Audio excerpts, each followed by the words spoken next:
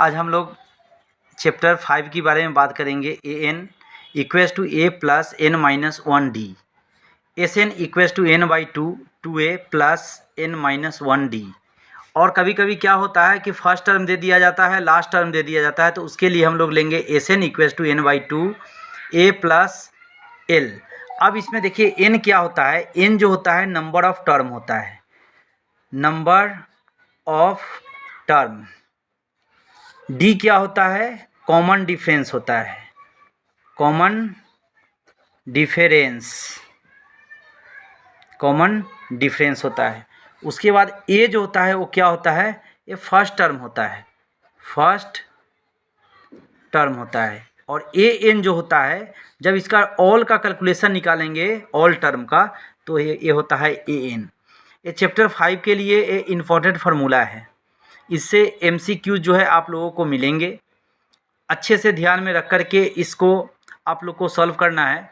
और रह गई बात, इसमें कभी कभी आपको ये भी दे देता है कि फाइंड द कॉमन डिफरेंस। तो कॉमन डिफरेंस कैसे निकालेंगे, मान के चलिए कुछ एपीज हम लोग को दिया हुआ है।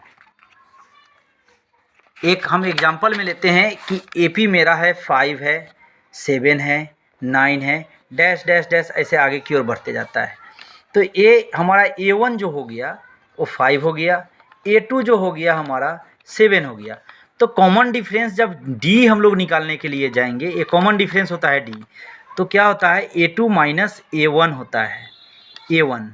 अब इसमें हम लोग क्या करेंगे, 7 माइनस 5 करेंगे तो हमारा A2 निकल गया। ये हमारा होता है कॉमन डिफरेंस, जो कि कभी कभी एपीज दे देता है, कॉमन डिफरेंस नहीं मालूम रहता है तो हम लोग को निकालना पड़ता है। और कभी कभी ऐसा भी क्वेश्चन आ जाएगा कि is -5, 7, 8, 9 is 5, 7, 8, 9 are the APs. इसको चेक करना पड़ता है कि एपीज है या नहीं है।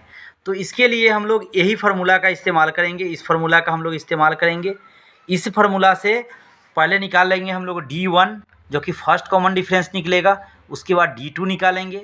तो D1 यदि निकालने के लिए जाएंगे तो A2 माइनस A1 लेंगे। D2 यदि निकालने के लिए जाएंगे तब उस जगह पर हम लोग को A3 माइनस A2 होगा। इसी तरह करते करते दोनों का डिफरेंस यदि सेम आ जाता है, दोनों का डिफरेंस यानी सेम यदि आ जाता है, तो वो क्या होता है कि कॉमन डिफरेंस वो आपका होता है, वो एपीज होता है, नहीं तो वो एपीज नहीं होता है। Okay, thank